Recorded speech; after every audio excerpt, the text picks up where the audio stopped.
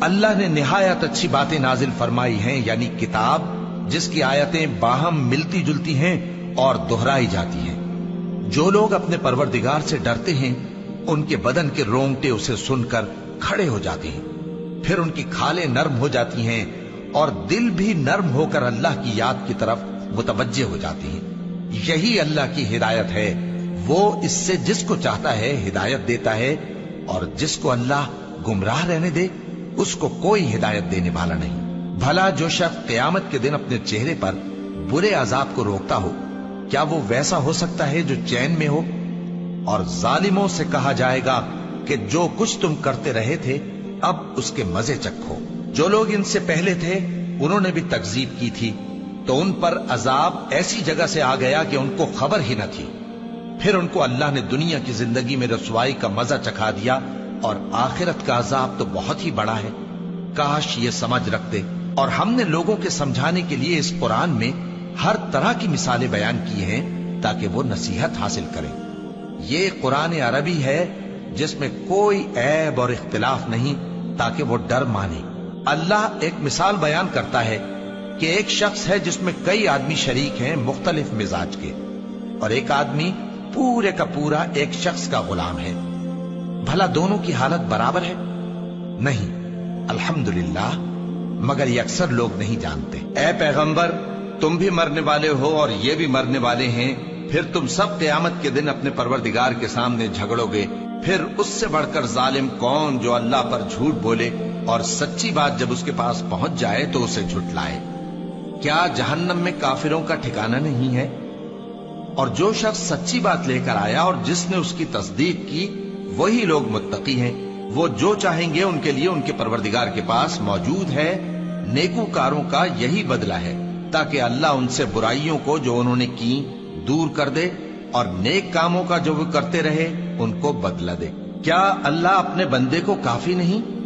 اور اے نبی، یہ تم کو ان لوگوں سے جو اللہ کے سوا ہیں یعنی غیر اللہ سے ڈراتے ہیں، اور جس کو اللہ گمراہ رہنے دے اسے کوئی ہدایت دینے والا نہیں، اور جس کو اللہ ہدایت دے اس کو کوئی گمراہ کرنے والا نہیں۔ کیا اللہ عزت والا بدلہ لینے والا نہیں ہے؟ اور اگر تم ان سے پوچھو کہ آسمانوں اور زمین کو کس نے پیدا کیا تو کہہ دیں گے کہ اللہ نے۔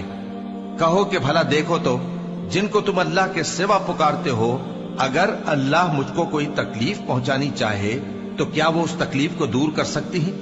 یا اگر وہ مجھ پر مہربانی کرنا چاہے تو کیا وہ اس کی مہربانی کو روک سکتے ہیں؟ کہہ دو کہ مجھے اللہ ہی کافی ہے، بھروسہ رکھنے والے اسی پر بھروسہ رکھتے ہیں۔ کہہ دو کہ اے قوم، تم اپنی جگہ عمل کیے جاؤ، میں اپنی جگہ عمل کیے جاتا ہوں۔ ان قریب تم کو معلوم ہو جائے گا کہ کس پر عذاب آتا ہے جو اسے رسوا کرے گا، اور کس پر ہمیشہ کا عذاب نازل ہوتا ہے۔ ہم نے تم پر یہ کتاب لوگوں کی ہدایت کے لیے سچائی کے ساتھ نازل کی ہے، تو جو شخص ہدایت پاتا ہے تو اپنے بھلے کے لیے، اور جو گمراہ ہوتا ہے تو گمراہی سے اپنا ہی نقصان کرتا ہے۔ اور اے پیغمبر، تم ان کے ذمہ دار نہیں ہو۔ اللہ لوگوں کے مرنے کے وقت ان کی روحیں قبض کر لیتا ہے، اور جو مرے نہیں ان کی روحیں سوتے میں قبض کر لیتا ہے۔ پھر جن پر موت کا حکم کر چکتا ہے ان کو روک رکھتا ہے، اور باقی روحوں کو ایک وقت مقرر تک کے لیے چھوڑ دیتا ہے۔ جو لوگ غور و فکر کرتے ہیں ان کے لیے اس میں نشانیاں ہیں۔ کیا انہوں نے اللہ کے سوا اور سفارشی بنا لیے ہیں؟ کہو کہ خواہ وہ کسی چیز کا بھی اختیار نہ رکھتے ہوں اور نہ کچھ سمجھتے ہی ہوں تب بھی، کہہ دو کہ سفارش تو سب اللہ ہی کے اختیار میں ہے، اسی کے لیے آسمانوں اور زمین کی بادشاہت ہے، پھر تم اسی کی طرف لوٹ کر جاؤ گے۔ اور جب ایک اکیلے اللہ کا ذکر کیا جاتا ہے تو جو لوگ آخرت پر ایمان نہیں رکھتے ان کے دل گھٹ جاتے ہیں، اور جب اللہ کے سوا اوروں کا ذکر کیا جاتا ہے تو فوراً خوش ہو جاتے ہیں۔ کہو کہ اے اللہ، اے آسمانوں اور زمین کے پیدا کرنے والے، پوشیدہ اور ظاہر کے جاننے والے، تو ہی اپنے بندوں میں ان باتوں کا جن میں وہ اختلاف کرتے رہے ہیں فیصلہ کرے گا۔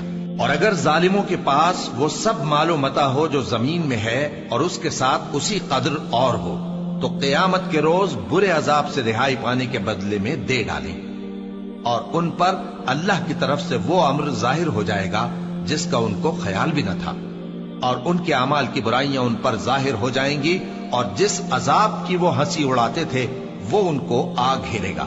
सो जब इंसान को तकलीफ पहुंचती है तो हमें पुकारने लगता है, फिर जब हम उसको अपनी तरफ से नेमत बख्शते हैं तो कहता है कि ये तो मुझे मेरे इल्म दानिश के सबब मिली है। नहीं, बल्कि वो आजमाइश है, मगर उनमें से अक्सर नहीं जानते। जो लोग इनसे पहले थे वो भी यही कहा करते थे, तो जो कुछ वो किया करते थे उनके कुछ काम ना आया, आखिर उन पर उनकी बुराइयों का वबाल पड़ गया। और जो लोग उनमें से जुल्म करते रहे हैं उन पर भी उनके बुरे अमाल का वबाल अनकरीब पड़ेगा, और वो अल्लाह को आजिज नहीं कर सकते। क्या उनको मालूम नहीं कि अल्लाह ही जिसके लिए चाहता है रिज्क को फराख कर देता है और जिसके लिए चाहता है तंग कर देता है। जो लोग ईमान लाते हैं उनके लिए इसमें बहुत सी निशानियां हैं।